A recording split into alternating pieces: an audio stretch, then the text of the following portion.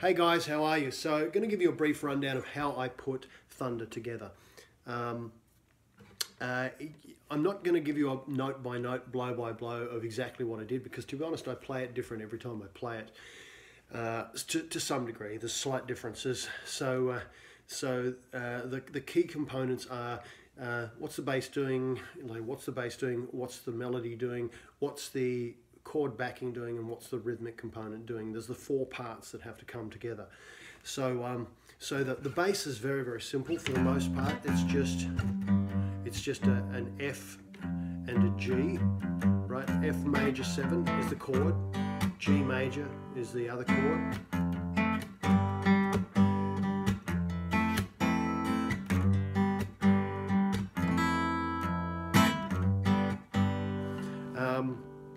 The rhythmic component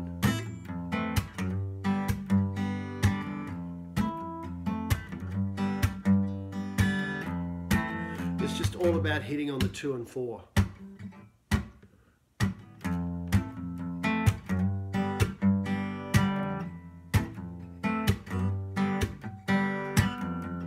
So what I would say to you is that I'm grabbing with my fingers here, and I'm also hitting with the back of my fingernails, depending on what the grab and rhythmic component have.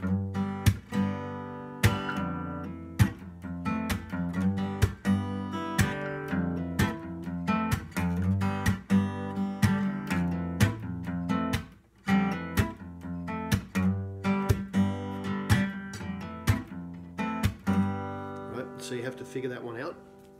Now the other thing to use your third finger for the G, on the low E string here. Why? Because you need 2 fingers behind that to do the melody, and 1 finger in front, or level with, even with. Right? So if you do it with your second finger, you're screwed. You're going to be jumping all over the place, and it's going to sound horrible, right? So for it to flow,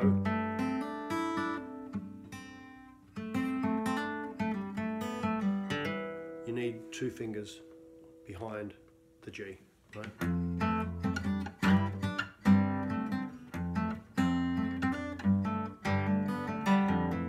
So you have to make choices about which E note you use when you're playing high, right? Whether you fret the E on the 5th fret on the B string, or whether you use an open E string.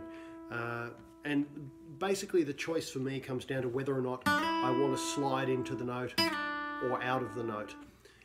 If I want to slide, then I'm going to use the B string 5th fret E. I'm going to slide up to it or out of it. If I don't need to use that, you know,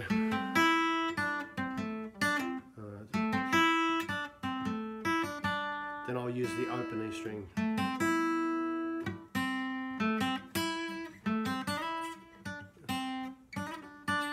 So it depends on how you want to use that. Make up your own mind about that. Now, I would suggest starting by putting together just say the first part.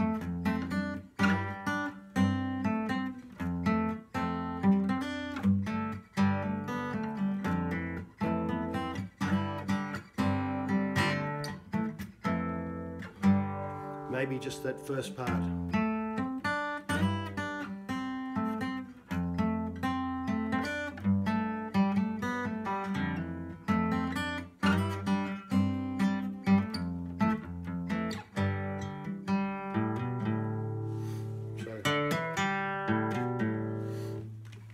And just keep going through that.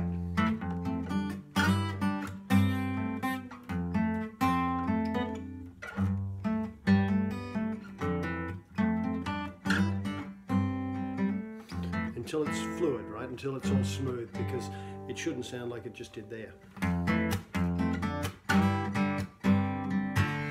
And get it more complex as you go, as there's more happening. Think about your rhythm, think about your backing, your chord.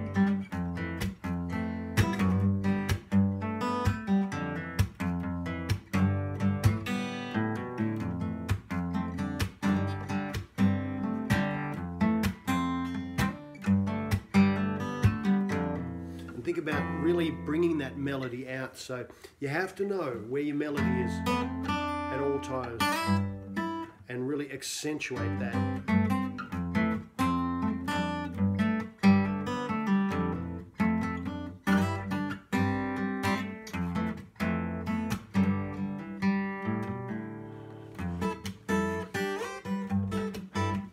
Now that bit, you're going to have to practice this bit because it's a bit of a head fuck sometimes to get bits like this together. But once you get them together, it's okay. So that one is I'm playing the low F down here. I have my little finger on the 5th fret on the E and A. So and I'm playing the open G string as well. Going back down to the 3rd fret here, the G and D, going up to the 8th fret here, the C and G, and then just playing the B on the high E string, the 7th fret, along with the open B and the open G. So, and going back to the G, it sounds like this.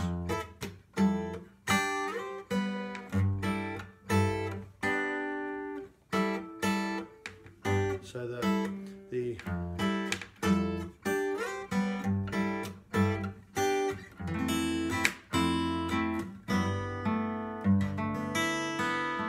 that's just G with the A.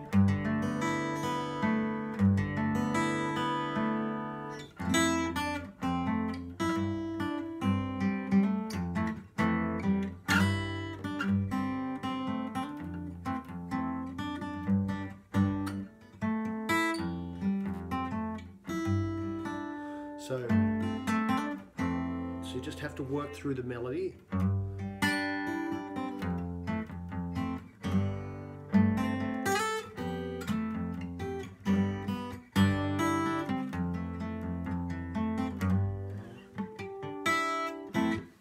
In terms of harmonics, just playing A, G, D, E.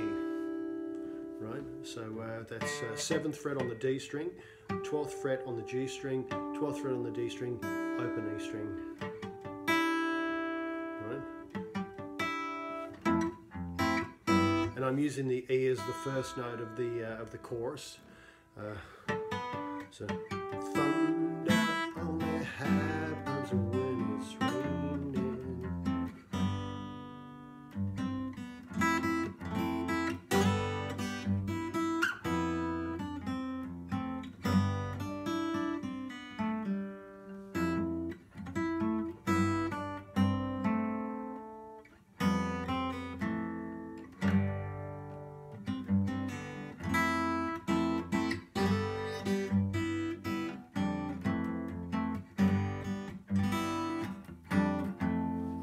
So for the musical interlude, if you want to call it solo, you can. It's not really a solo. It's just first finger on the G string this time, and I'm playing A on the high E string, and G, and then D. Then A minor with the high C here. So just putting my finger across the 5th fret on the D, G, B, and playing the high E, just sounds like that, high C, sorry, and then going back, and then doing the same harmonic run.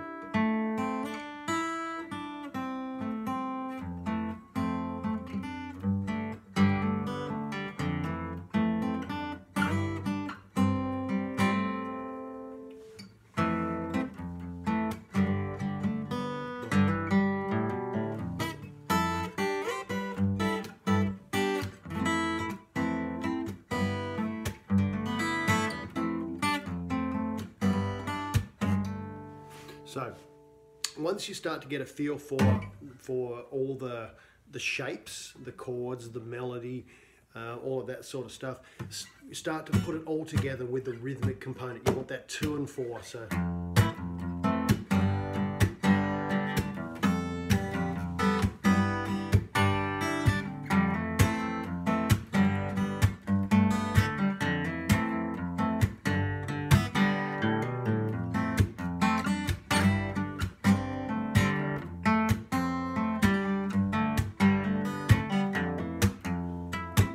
just ties it all together, right? Do it slow. My advice to everyone when they're starting anything is do it slow. Don't be in a hurry, right? So. And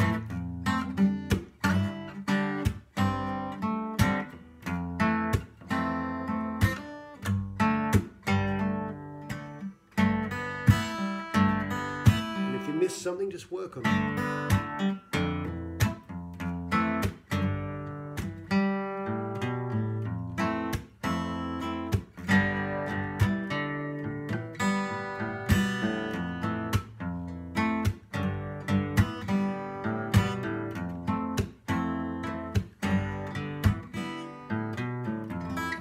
Until you eventually put it all together.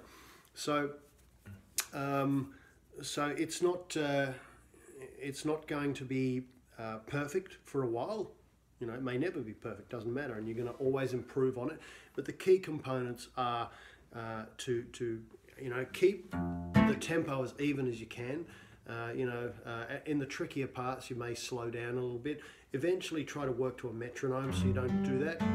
You know, even in my own performance of it, I slow down in spots, and I'm really aware of that. Maybe it's not so noticeable to the listener, but I'm very aware of it, basically because I started too fast.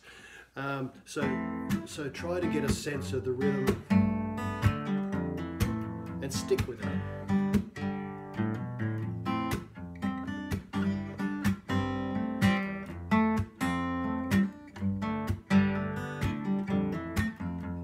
It helps a lot if the rhythm is constant.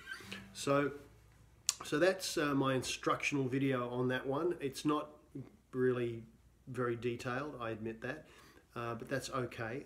Hopefully I've given you enough insight into the different parts that that you can start putting it together on your own, and make it your own, really, because there's no value in just copying note for note what I'm doing, unless you know, I mean, it's different for a piece like Crossroads, right? But this piece is way more open to interpretation, and I would suggest that you do that and really make it your own, develop your own feel, and improve on what I've done, to you know, for the generations to come to learn from.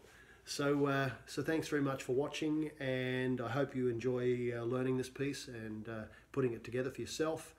As always, I love playing stuff and putting it up for people to enjoy, or to pick apart, or to improve upon. You know, so that's why I do it. And yeah, so take care, guys, and see you on the next video.